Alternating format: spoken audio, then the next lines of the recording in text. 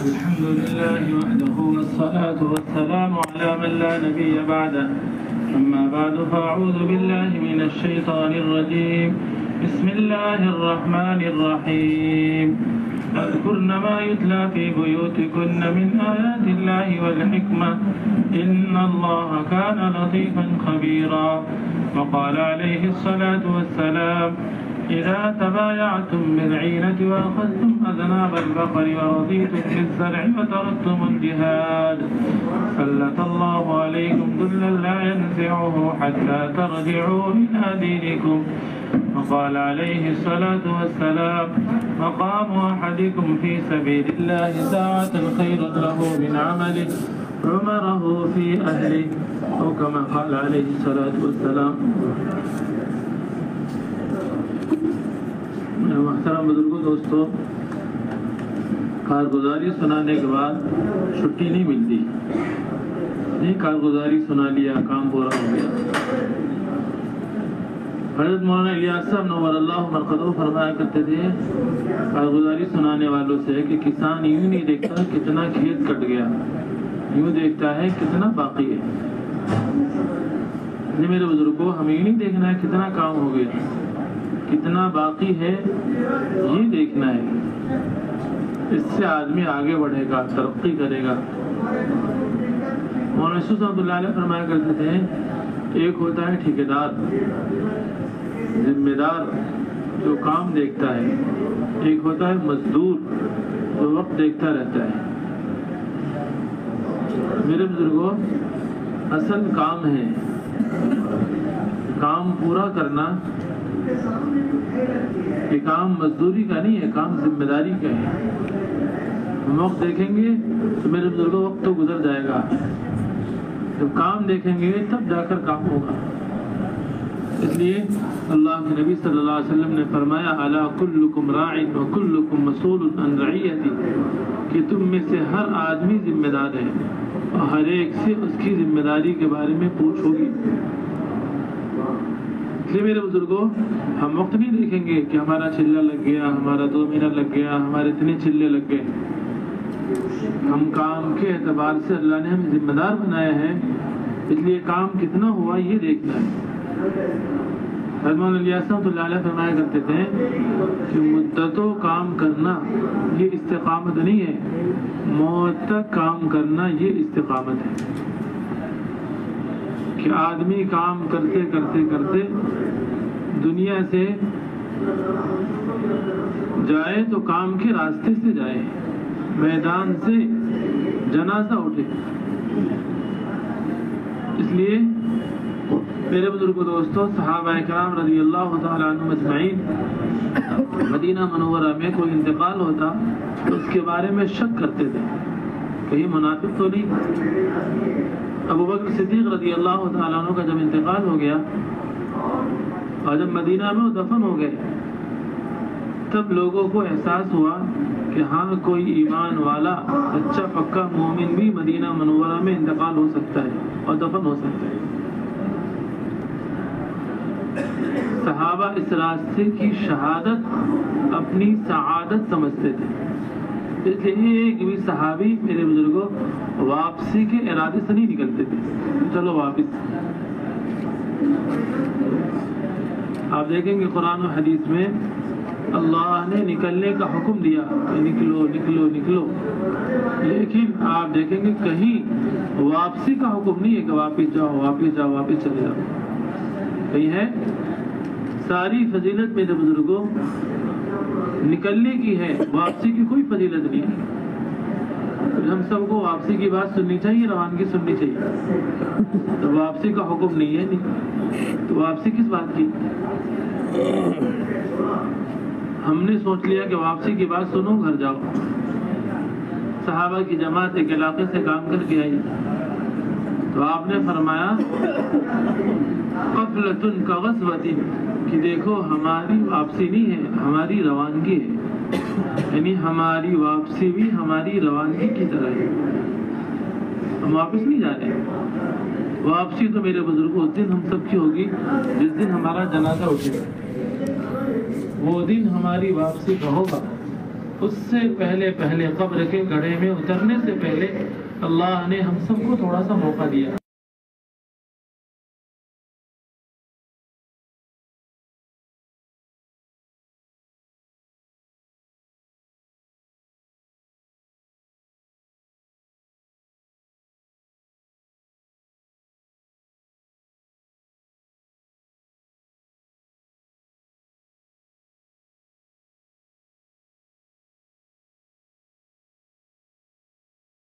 مردوں کی مشابہت اختیار کرے. تو کیا مطلب ایک عورت پوری طرح مرد ہو جائے کہ نہیں؟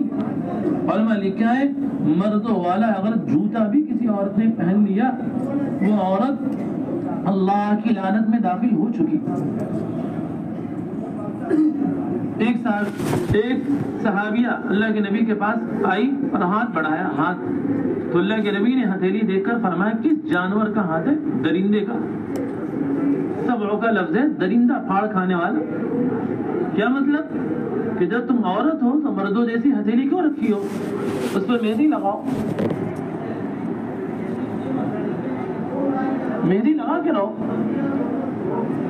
ہتھیلی کو میرے بزرگ دوستوں مردوں کی طرح بنانے کا اتنی مشابہت سے بچنے کا حکم ہے. آپ نے میرے بزرگوں اعلان کر دیا کہ مشرکین کی مخالفت کرو، یہ نہیں کہ ان کی اتباع کرو. تو کیسے کرو؟ کہ لباس سے بھی. ایک نبی سے کہا کہ اپنی قوم سے کہیے اللہ نے کہا کہ میرے دشمنوں کا لباس، میرے دشمنوں کی سواری، میرے دشمنوں کا کھانا، میرے دشمنوں کی مجلسوں میں اور میرے دشمنوں کی شکل اختیار نہ کریں ورنہ وہ بھی میرے دشمن ہو جائیں گے. دشمن کی طرح مسلمان اللہ کا دشمن ہو جائے گا، کافر کی طرح. غم اس بات کا نہیں کہ مسلمان مارا گیا، اس سے زیادہ سعادت کی دنیا میں کوئی عزت کی موت نہیں کہ کوئی مسلمان سمجھ کر مار دے کہ مسلمان ہے. شہادت کی موت ہے. لیکن افسوس غم کی بات یہ ہے میرے بزرگوں مسلمان مارا جائے دشمن کے ہاتھ دشمن کے لباس میں. یہ غم کی بات ہے. اس لیے اہتمام کے ساتھ میرے بزرگوں لباس میں بھی یہاں تک کہ شکل و صورت میں آپ نے فرمایا احفظ الشوارب واعف اللحا کہ یہود و مشرکین کی مخالفت کرو. کیسے؟ کہ داڑھی بڑھاؤ اور مونچھیں کٹاؤ. یہ نہیں کہ داڑھی کٹا لو. علماء نے داڑھی کاٹنے والوں کی مثال دی کہ کوئی عورت اپنا بال چھلا لے، سر کے بال دلو کیا کہیں گے؟ ٹکلی ہے پگلی ہے، پھرتی ہے نا باہر تو کیا کہتے ہیں؟ پگلی ہے، یہ پاگل ہے. عورت ٹکلی نہیں، یہ پگلی ہے، اس کے پاس عقل دماغ نہیں ہے. اسی طرح کوئی مرد میں داڑھی چھلا لے تو جس طرح عورت کا سر کا بال کٹانا حرام ہے، مردوں کا داڑھی کٹانا اس سے زیادہ سخت حرام ہے، کیونکہ شعائر اسلام کو مٹا رہا. اس کا تو چھپا ہوا دوپٹے میں، اس کا کون چھپا ہوا؟ یہ مرد اپنی فطرت کو بدل رہا. اللہ نے اس کو مرد بنایا تھا، اپنی رجولیت کو بدل رہا ہے کہ میں مرد نہیں ہوں. اس لیے میرے بزرگ دوستوں اس کی قطعاً کوئی گنجائش نہیں. شرعی پردہ چلنے کے لیے شرعی باشرہ ہونا کہ مسلمان دکھائی دے. ان لوگ کیا کہیں گے؟ دیکھو ایک مسلمان حیادار پاک دامن عورت کو ایک یہودی نصرانی مجوسی لے کے جا رہا، کہیں جگہ دکھنے کو تیار تو ہے نہیں. اسی طرح میرے بزرگوں دوستوں چلے کے لیے بنیادی شرط ہے کہ مستورات کا یہ شرائط جو عشرے میں جا رہی مستورات عشرے میں کی تشکیل کریں گے، بنیادی شرط ہے کہ ان کا 3 سے روزہ لگا ہو، کم سے کم شرعی پردہ، شرعی محرم بچہ ساتھ میں نہ ہو اور شادی شدہ ہو. جو مرد جائے گا ان کے ساتھ اس کا بھی کم سے کم چلہ لگا ہو، مردوں میں باشرہ ہو اور شادی شدہ ہو. عشرے کے لیے بھی شادی شرط ہے، کنوارا لڑکا نہیں جائے گا. البتہ کنواری بچی اپنی والدہ کے ساتھ جا سکتی ہے عشرے میں، ایک کے بجائے 2 بھی جا سکتی ہے اپنی والدہ کے ساتھ. عشرے تک 6 مستورات، 6 جوڑے ساتھی مستورات بھی ہو سکتی. اسی طرح میرے بزرگوں سے روزہ کی تشکیل شرعی پردہ، شرعی محرم بچہ ساتھ میں نہ ہو. اہتمام سے ہمیں ان ساری چیزوں کی تشکیل خروج کی محنت کرنی ہے. یہ نہیں کہ جا کے اطمینان سے سکون سے بیٹھ جائیں گے کہ تیسرے سال دیکھا جائے گا. جوڑی تیار اور کوئی لے کے جانے والا نہیں ہے. ہماری ذمہ داری ہے کہ ہم اپنی جماعت بنا کہ ہم تشکیل کر کے اور جماعت کو وقت لگوائے. یہ نہیں کہ جوڑا 3 سال تک بیٹھا رہے کہ جی آپ نکلیں گے تو ہمارے ساتھ نکلنا. آج آپ نے قدم رکھا ہے اور جماعت بن کے تیار ہے, کوئی لے کے جانے والا نہیں ہے. ساتھیوں نے مشورہ کر دیا, اگلے دن آپ آ جائیں. ابو خیثمہ رضی اللہ تعالیٰ عنہ میرے بزرگ کو مدتوں کے بعد مدینہ منورہ میں داخل ہوئے. ایک علاقے سے دیکھا کہ مدینہ خالی ہے لوگوں سے. معلوم ہوا بچوں عورتوں سے کہ اللہ کے نبی تو سفر میں روایت میں سواری سے اترنے نہیں, قدم نہیں رکھا. گھر والے انتظار میں, استقبال کا ماحول ہے. فرمانے لگے ابو خیثمہ اللہ کے نبی دھوپ اور دشمنوں کے سائے میں, اور تم بیوی بچوں میں, گرم کھانے اور ٹھنڈے پانی میں. اپنے آپ کو ملامت کیا اور آگے بڑھتے چلے گئے. اللہ کے نبی نے دور سے دیکھ کر پہچان لیا کہ ابو خیثمہ معلوم ہوتے. اس لیے میرے بزرگوں, جو لوگ قربانیوں کے ساتھ چلتے ہیں وہ دور سے پہچان لیے جاتے ہیں. قربانیوں سے آگے بڑھنا, اس کے لیے خروج کی مکمل محنت. دوسری محنت میرے بزرگوں دوستوں ہمیں کرنی ہے, جو اللہ کے راستے میں آپ کچھ کر رہے تھے, جو کچھ کر رہے تھے ان میں سے کسی میں معاملے میں کوتاہی نہیں ہونی چاہیے. اور عائشہ رضی اللہ عنہ فرماتی ہے میری زندگی میں کبھی شراب کی نماز بھی قضا نہیں ہوئی. نہ فرض ہے نہ واجب, یعنی کہ فجر بھی ابھی شراب کے وقت پڑھیں گے.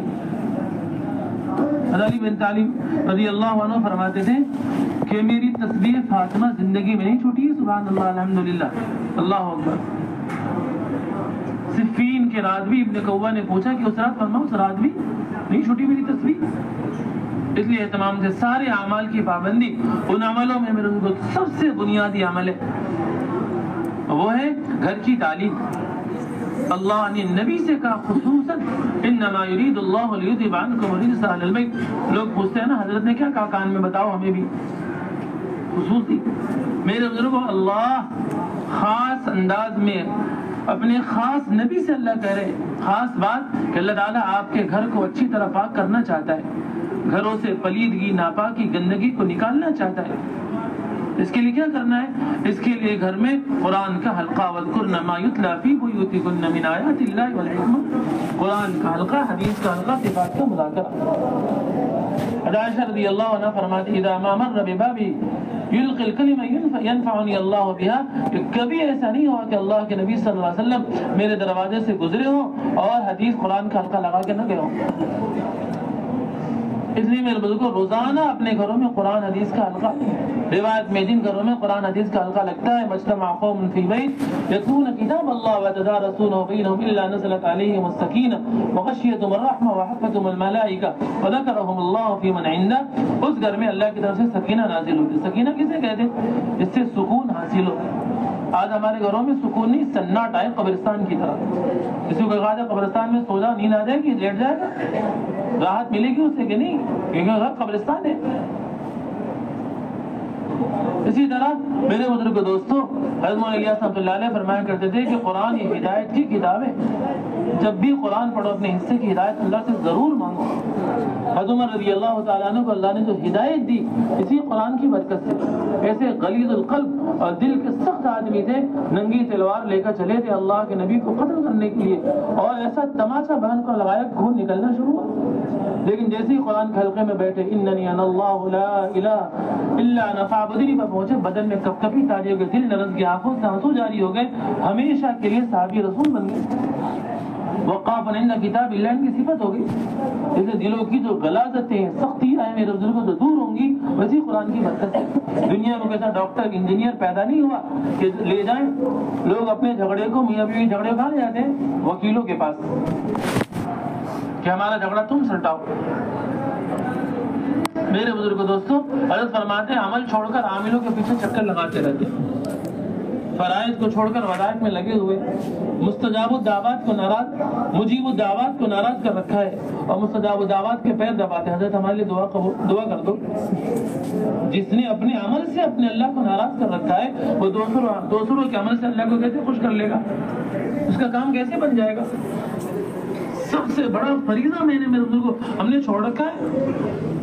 اولادوں کی تباہی اور بربادی کی بنیادی وجہ یہ کہ گھروں میں ہدایت کے حلقے نہیں, یہودیت کے حلقے. بچے جانوروں کی کتاب پڑھیں گے, اس کے لیے وقت ہے. میرے بزرگوں شرک پڑھنا پڑھانے کے لیے وقت ہے. سائنس کا پڑھنا پڑھانا شرک ہے. اگر کوئی پڑھے بھی تو یوں کہے کہ جو کچھ میں پڑھ رہا وہ سب کے سب کیا ہے؟ جھوٹ ہے، جھوٹ ہے، جھوٹ، اس کے علاوہ کچھ نہیں۔ نظام کائنات کو کائنات سے جوڑنے ہی کو تو شرک کہتے ہیں، نظام کائنات کو خالق کائنات سے جوڑنے کو توحید اور ایمان کہتے ہیں۔ جہاں شرک کی گندگیاں ہوں گی، کفر کی ملاوٹیں ہوں گی میرے بزرگوں دوستوں، وہاں کیسے ہدایت ہوگی؟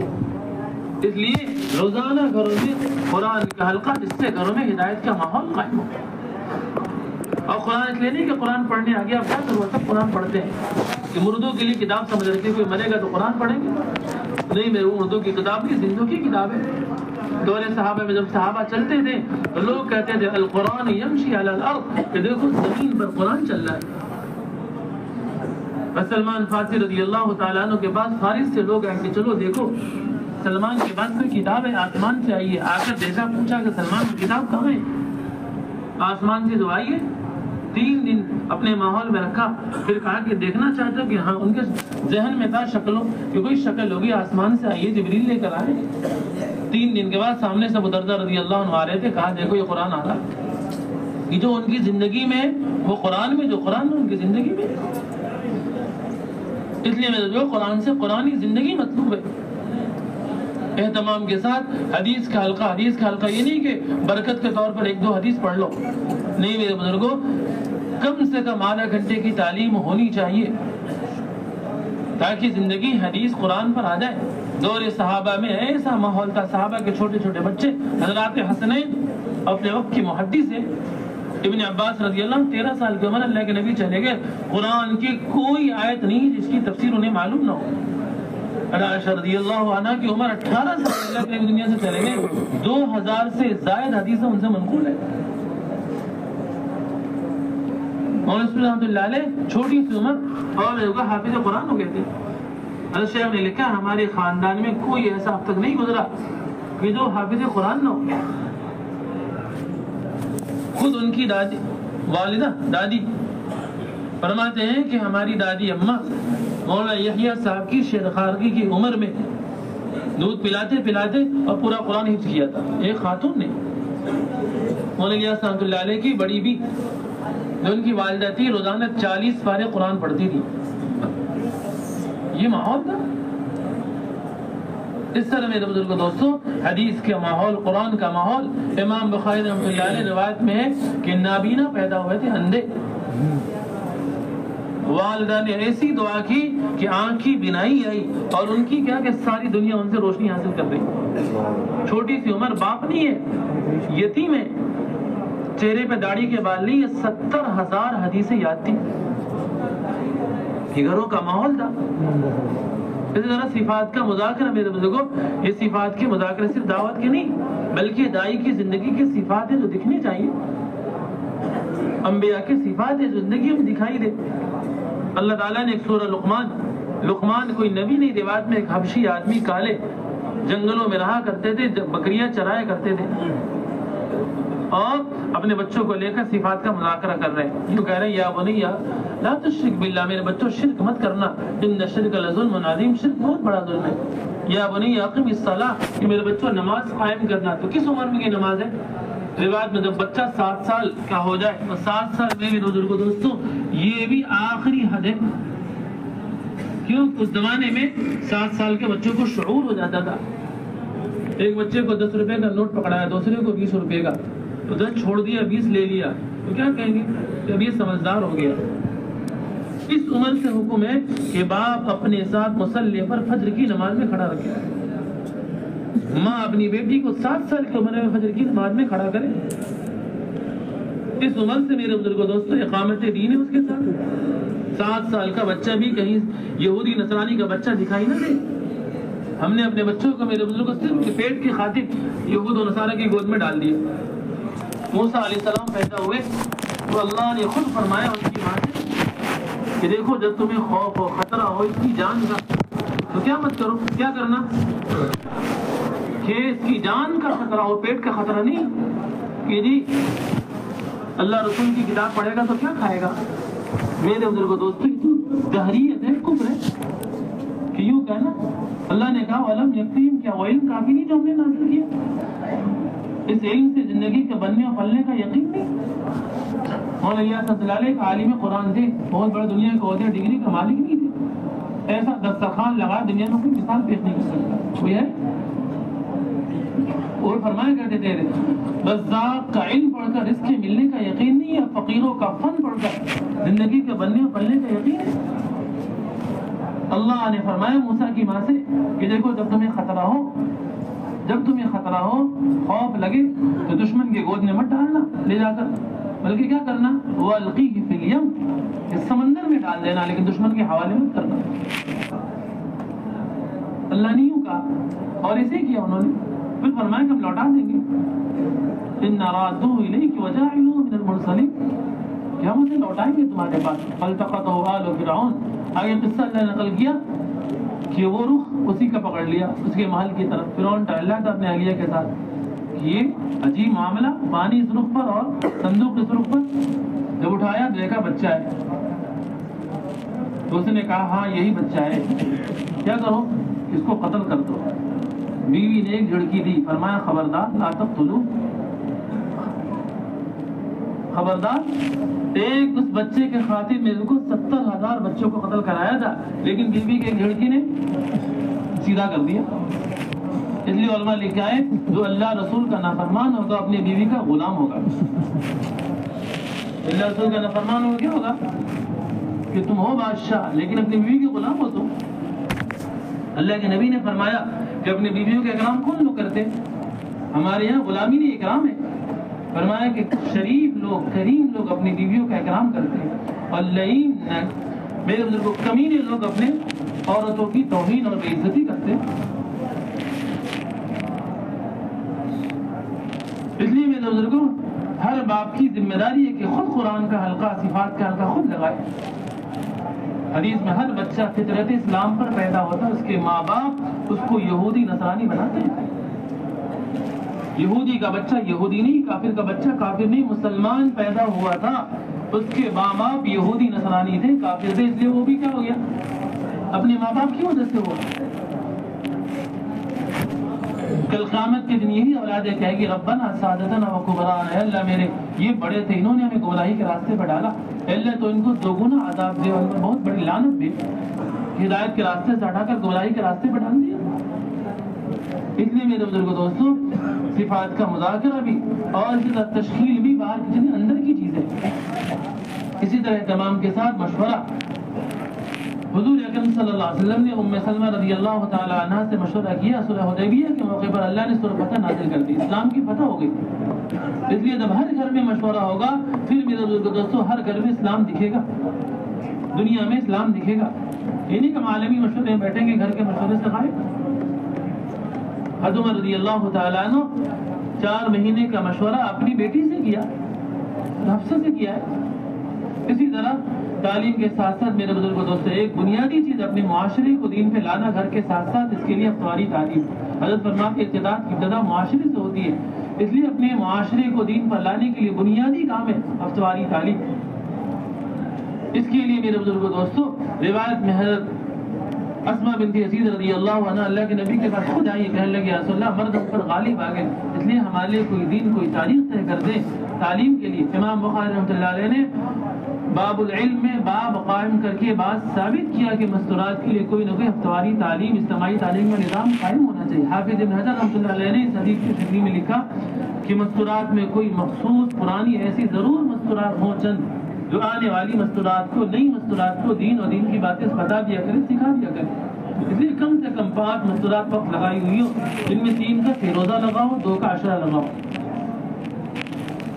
اس طرح میرے بزرگوں وقت لگائی ہوئی مستورات مشورے سے, ہفتواری مشورے سے, شہر کے مشورے سے تفقد کر کے کوئی پردے والا مکان جس میں مردوں کی آمد و رفت نہ ہو, اختلاط نہ ہو, 1.5 گھنٹے 2 گھنٹے کے لیے وہ گھر فارغ ہو, مستورات جمع ہو جائے. مسجد کے مشورے سے اعمال, استقبال, تعلیم, صفات کا مذاکرہ اور تشکیل طے ہو جائے. ایک مستورات کا ہفتے میں ایک ہی ہوائی طے ہوگا, آپ کا بن کے یہاں نہیں وہاں نہیں.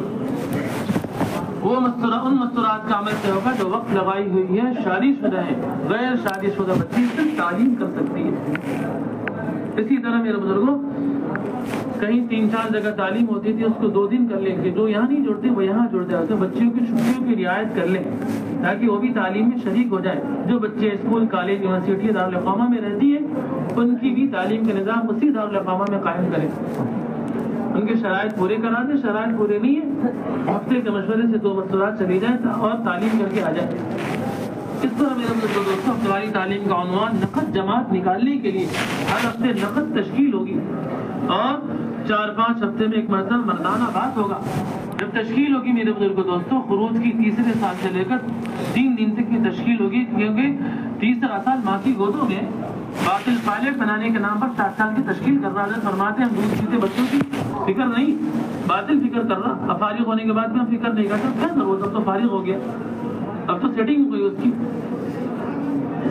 اسی طرح میرے بزرگوں دوستوں عام مسلمان مردوں کی مستورات بھی تشکیل کریں گے، اپنے محرم مردوں کی مرد بھی تشکیل کریں گے سالانہ 4 ماہ، ایک 4 ماہ صوبے میں، دوسرے ماہ صوبے سے باہر ارتداد کے علاقے میں، اور تیسرا 4 ماہ ملک سے باہر۔ ہر کام کرنے والوں کی میرے بزرگوں ادنا ترتیب، کم سے کم ترتیب ہے سالانہ 4 ماہ اور ہر تیسرا سال ملک سے باہر، یعنی کہ 30 سال سے اجتماع کے نام پر، اجتماع کی محنت کے نام پر صوبے میں وقت لگ رہا، ضلع میں وقت لگ رہا، ان کے ذریعے لوگوں کا خروج ہوا، ان کا خروج تو نہیں ہوا۔ اس لیے صحابہ نے کہا تھا یا نبی اللہ ہم بنی اسرائیل کی طرح نہیں کہیں گے انت ربک فقاتلا انا ہاہنا قاعدون، آپ اور آپ کے رب سے وہ آگے کا تقاضا پورا کرنے میں تو یہیں رہیں گے، نہیں میرے بزرگوں۔ صحابہ نے کہا تھا فوجی نہیں تھی ہوائجی، جہاں کا رخ ہے جو تقاضا ہے ہمیں دے دیں پورا کریں گے۔ یہ ہر کام کرنے والوں کے لیے بنیادی تقاضا ہے صوبے سے باہر جانا، جو ہمیں رخ ملا ہے ملک سے باہر جانا، اور صوبے میں بھی ارتداد کے علاقے میں جانا، ضلع کا تقاضا اچھے سے پورا کر لیں۔ اس طرح میرے بزرگ دوستوں اہتمام کے ساتھ ہر گھر میں جماعت کے قیام کی تشکیل ہوگی، اس کے کوئی لمبے چوڑے شرائط نہیں لگانے، گھروں میں جماعتوں کے قیام کی تشکیل کے لیے ایک شرط ہے کہ رہائشی گھروں، مردوں کا اختلاط نہ ہو، اس طرح ہر گھر کی تشکیل ہوگی۔ فرماتے ہیں ہمارا ہدف ہے کہ ہر گھر میں جماعت کا قیام ہو جائے، اس سے باطل نکلے گا۔ دیکھیں گے بدر میں تھوڑی دیر کے لیے فرشتوں کا نزول ہوا تھا، بدر کا سارا باطل ختم ہوگا۔ جن گھروں میں روزانہ فرشتوں کا نزول ہوگا اس گھر میں کوئی باطل باقی رہے گا۔